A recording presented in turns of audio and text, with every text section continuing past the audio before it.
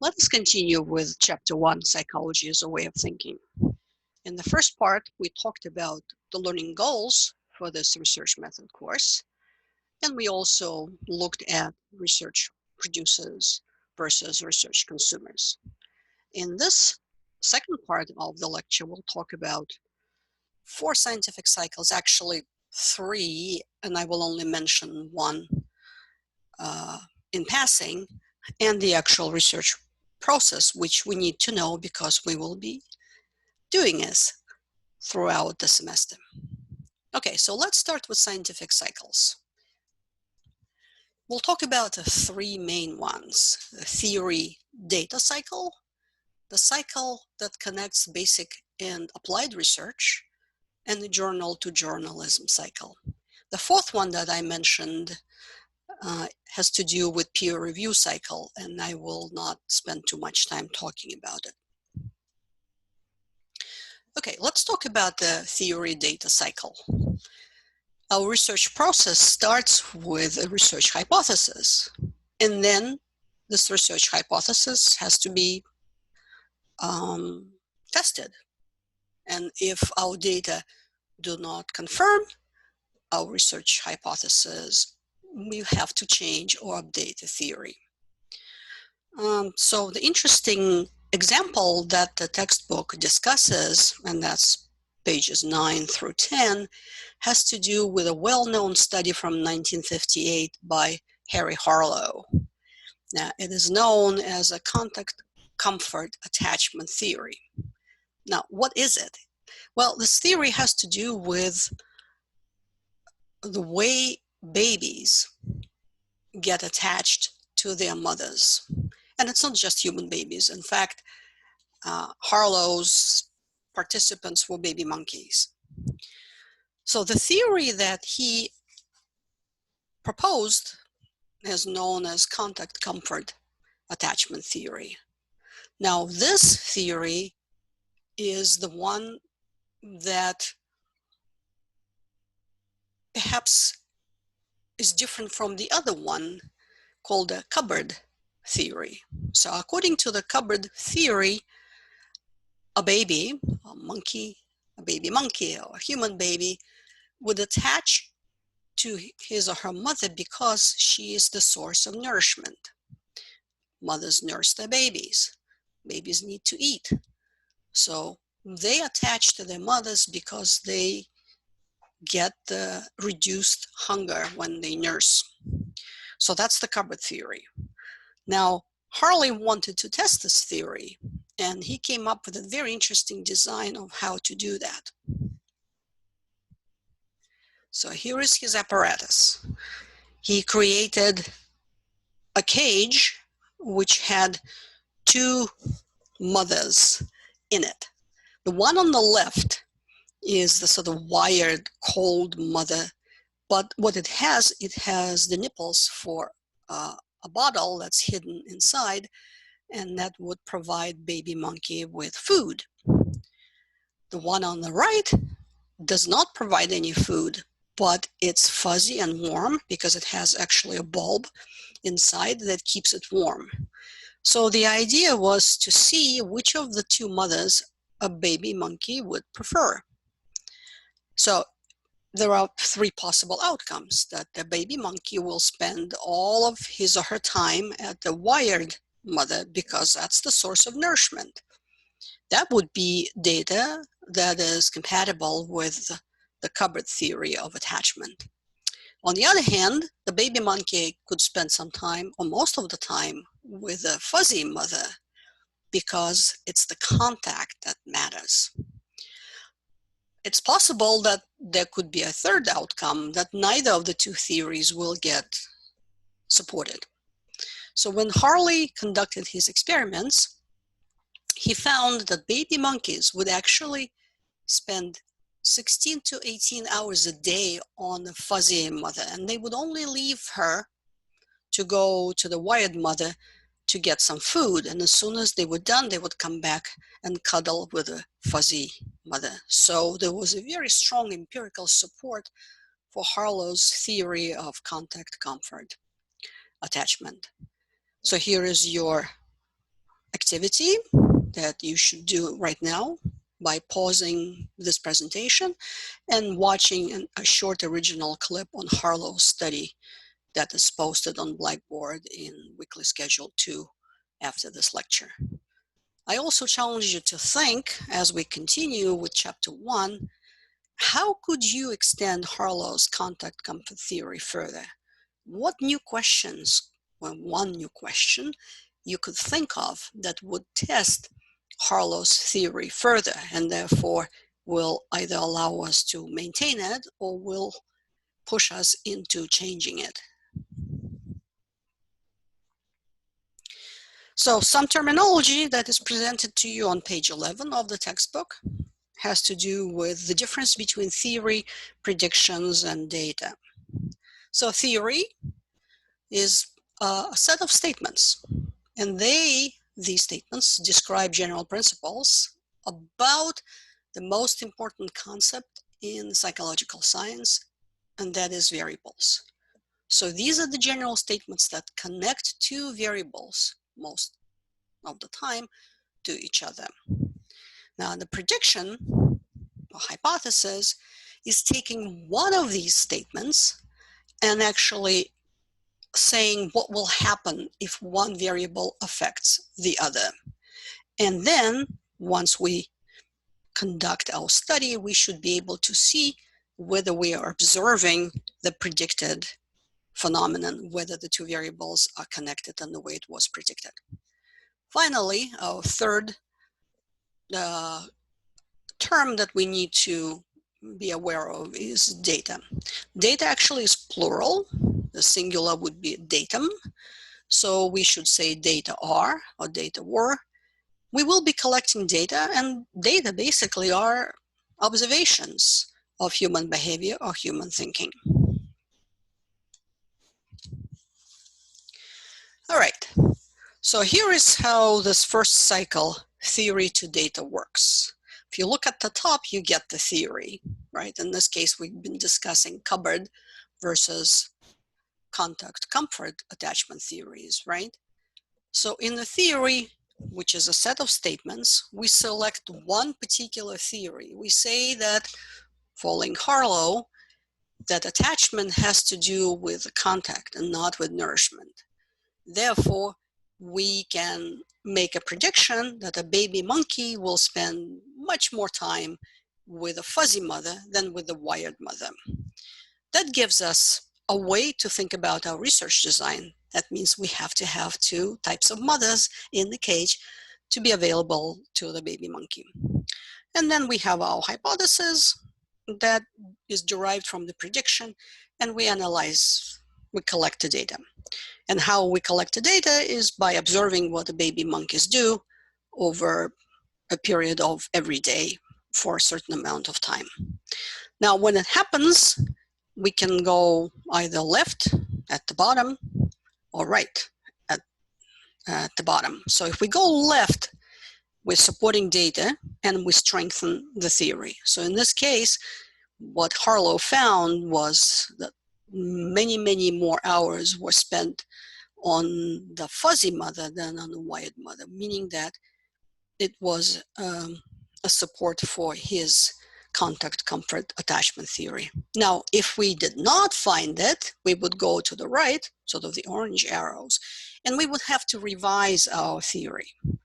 Now, in Harlow's case, that didn't happen until we start thinking a little bit further, where we need perhaps some revisions.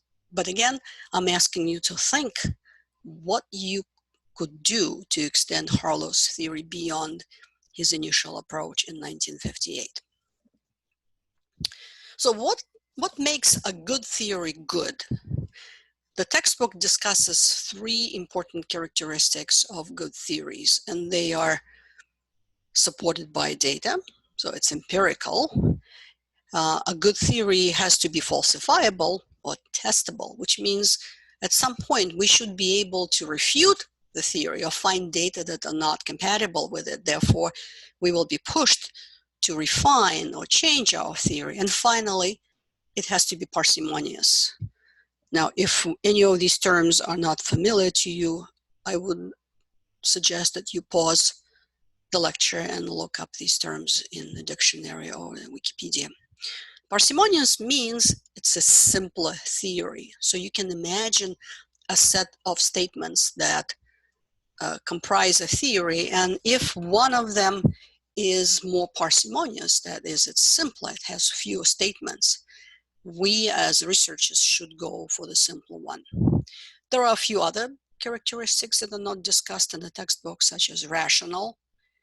We only propose statements to go into a theory that makes sense. We don't just propose statements that are arbitrary. We also want them to be, we want them to be easy, not necessarily easy, but they want them to be evaluated. So we should be able to have a theory that can be evaluated. If we think about some of the questions that social scientists and people who do humanities have been grappling with, some of these questions are beyond our theoretical approach at this point. So here's a good example. Why is there poverty in the world? That is not a question that's easily evaluated or tested. So perhaps it needs to be left for philosophers rather than psychologists. All right, let's move to the second cycle. And the second cycle has to do with the types of research that we do as research producers. We have two main approaches to research. We have basic research and applied research. Now, the textbook also discusses a third type that it calls transitional or translational, actually, research. Think of that as a bridge between basic and applied. So applied research has to do with the actual problems in the world. If I go back to my example of bilingualism, here is a practical problem. Should we provide bilingual children or those children who would like to be bilingual with courses in both languages? Or should we just stick to English because that's the language of this country and it's important to know it really well? So some parents think that having their child educated bilingually will actually take away from the dominant or societal language, which is English. So we want to be able to contribute to this discussion and perhaps give some pointers to policymakers and educators about bilingualism. And that's what basic researchers do.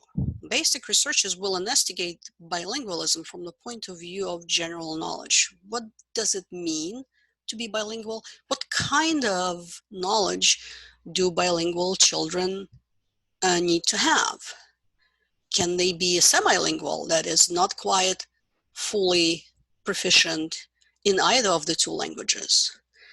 So people who do basic research, and I'm one of them, I do basic research in bilingualism, don't really do a lot of connection with applied research unless there are people who approach us and ask us for advice.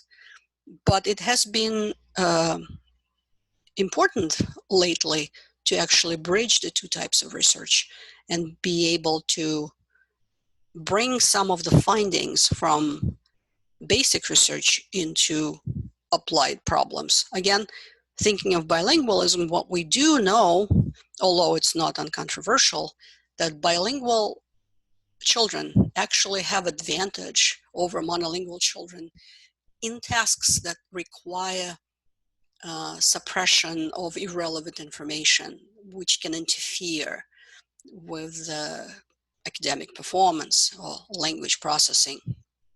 If this is the case, perhaps being bilingual or being educated in two languages will bring additional benefits to children, allowing them to be more focused and concentrated and therefore doing better in academic performance.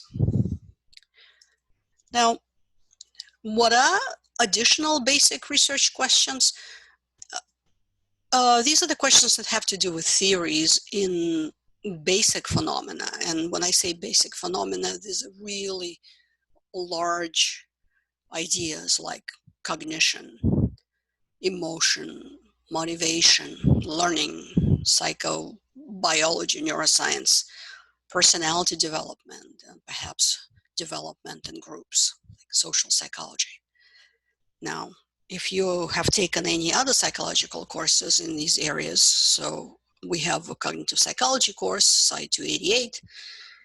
We have a personality course, Sci 221, I think, maybe not, Sci 216, developmental psychology, Sci 242. You will learn a lot about theories in these areas if you take any of these courses. And again, in applied research, a good example, in addition to what I already discussed, would be something like a program evaluation. So for those of you who are considering doing a master's degree in either social science or clinical counseling psychology, would often be required to implement a particular program, let's say smoking cessation or something like that, and then see how effective this program is before and after its implementation. And we don't really talk about the two of them as being sort of in confrontation to each other, because neither is superior to the other. They both sort of feed each other. In this sense, applied research is often guided by the basic research. And for any kind of applied programs, we often need theories that will tell us what to expect. So therefore, both types of research are critical to public policy, not just applied research. Finally, the third cycle is the cycle of how scientists make their findings public. And in this case, we have the publication process, which means that there is that fourth cycle that I only mentioned in the beginning called a peer review cycle. So what happens is a research producer writes manuscript based on the empirical study he or she or the team conducted. This manuscript then is submitted to a journal. And when it is submitted to a journal, the journal editors, people who are representing the community of researchers, decide who should be invited to evaluate the research. And these are called peer reviewers. So peer reviewers read the manuscript, they look at the research question, they look at the data, they look at the statistical analysis, and they decide whether this manuscript should be published. So you can get several outcomes. Your manuscript could be rejected, which happens, unfortunately, very often. It could be sort of marked as revise and resubmit, which means that the article, the manuscript, is sent back to the author, and the author has to accept the comments of the reviewers and redo some of his or her research. And very rarely, your manuscript gets accepted with minor revisions. But we have to be aware of the fact that general public research consumers almost never read scientific journals. Like I said before, they are meant for specially educated public. Mostly what would people read are popular magazines, blogs, relationship advice, and stuff like that. Now, before we finish and move on with this module and move on to the research process, I want to show you something that not too many people realize in terms of how journals look like. Because what happens, we usually, these days, get an electronic version of the paper, of the article. In this case, This is Elliott and colleagues 2007 article on color red. It was published in the journal on the right, Journal of Experimental Psychology, General. It's an actual paper publication, so it exists in the paper form. But then, of course, it was digitized, so all the contents of the journal, including this article, are available online. But they are available online from this paper source. So now, again, I ask you to pause this presentation and do another activity by going to the CSI library page. I'm sure you know how to do that. And then use PsycInfo and find 2 more articles written by the same team. And these articles were written after 2007. They are described on page 15 of chapter 1. So one of them is Elliott and Arts 2011, and the other one is Mayer et al. 2012. See if you can use your library search skills to find these 2 articles. Of course, now when it happens, once a researcher publishes his or her study, journalists pick it up. Not always, of course. Journalists seem to be attracted to vivid, unusual, eye-catching, sometimes funny studies and stories, and they make this enormous deal out of that. And I'm sure some of you probably can name a few cases like this. So the examples that the textbook provides to us on page 15 have to do with the Mozart effect and the baby Einstein movement. Now, the Mozart effect is 1993, when a group of researchers had participants listen to some music versus being in silence or listening to some conversation, and then giving them a subtest of the IQ scale where they had to mentally fold paper to create a particular shape.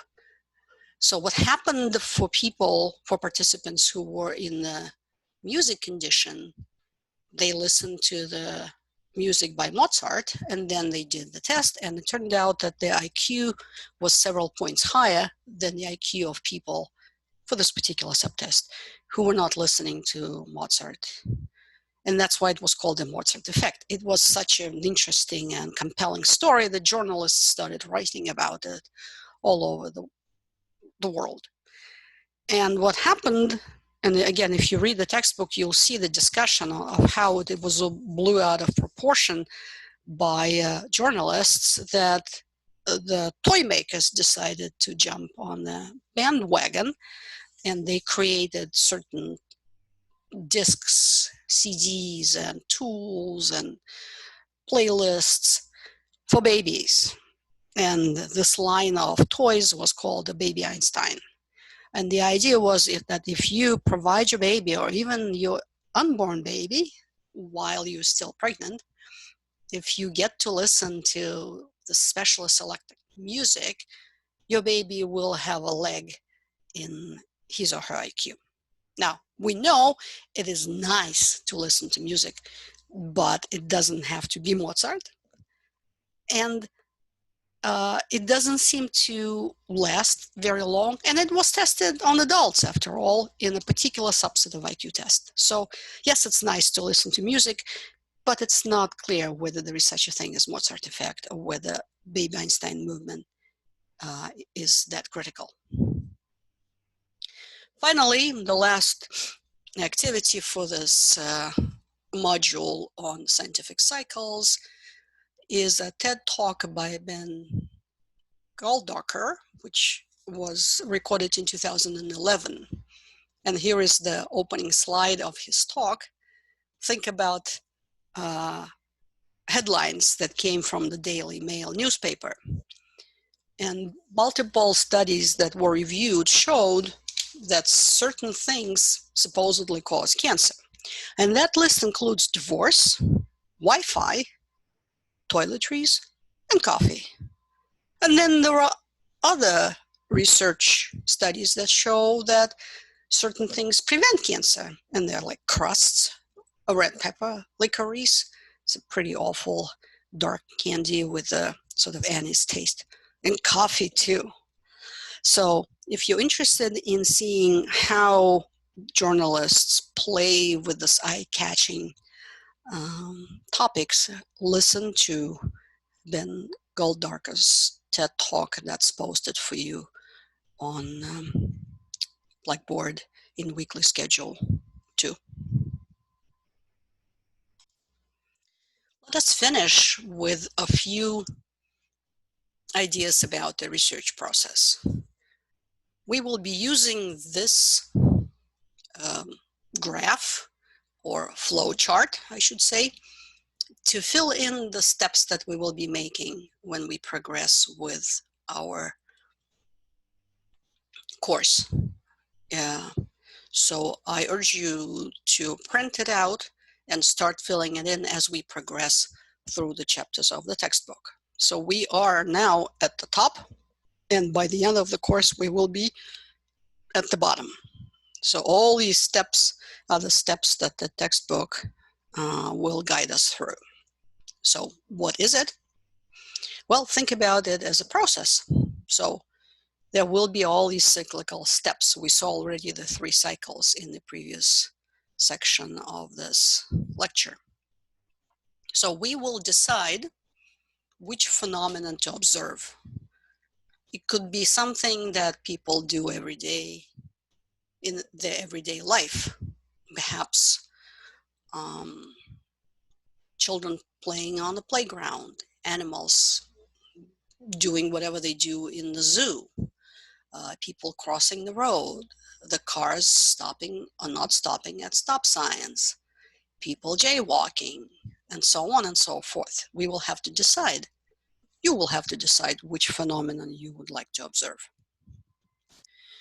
Then we'll have to come up with an explanation for this phenomenon. One example that we will talk about later has to do with leg crossing behavior. Imagine that you observing people as they walk into a cafeteria or a subway car, and then they sit down. Now, what happens when people sit down? Well, they can actually sit down and then stay put, or they can cross their legs in a certain way. So what we will be doing in this hypothetical example is observing what people do within the first 2 minutes of sitting down. Do they cross their legs? And if they do, which way, or don't they? Then we will come up with some ideas that will help us explain such a behavior. So for example, we could say, well, women are less likely to cross their, actually, maybe men are less likely to cross their legs than women. However, maybe if a woman is wearing pants or shorts, then crossing the legs doesn't matter. But if a woman's wearing a skirt, then might be a different story. So gender could be a factor, and the type of clothing could be a factor. All right. And once we have a better understanding of which factors we are going to look at, we can conduct a full observation. Now, of course, you will have to decide which behavior you would like to observe. It's often something that really interests you, and that's hard to predict based on your individual life stories. Think about it. What is it in this life that caught your attention earlier, or something that you're thinking about when you have time to think about it? And then try to formulate some kind of explanation about the factors that affect this behavior. Like I said before, with my leg crossing example, gender certainly matters, and type of clothing certainly matters, but there may be other things. All right? And we will call these variables. All right? So we will have a variable of gender and a variable of crossing legs. So gender is a variable because it could be either male or female, or perhaps we have an additional new variable, new value of that variable. And then we have the crossing legs behavior. It either happens or it doesn't. And that's when we think about things that change. There's also constants that we're not going to look at. For example, age. We won't care whether a person is in his or her 20s or 30s. The explanation then will tie up these two variables together. So does gender matter for leg crossing behavior? Okay. Will men be more likely to cross their legs than women? Will women be more likely to cross their legs than men within the first 2 minutes of sitting down? We'll continue to refine our explanations, and perhaps people sit on chairs, and people sit on the ground, and people sit on tables, and so on. We will be able to isolate the two most promising variables to study. And we'll continue our observations until we have data that will allow us to test the validity of our hypothesis that, let's say, gender affects leg crossing behavior. And we'll continue, perhaps once our first iteration of the study is done, we can add another variable to that study and start all over again. And if we don't find the results that confirm our theory, then perhaps there is no relationship between these two variables. And that's what makes the scientific method a very powerful tool.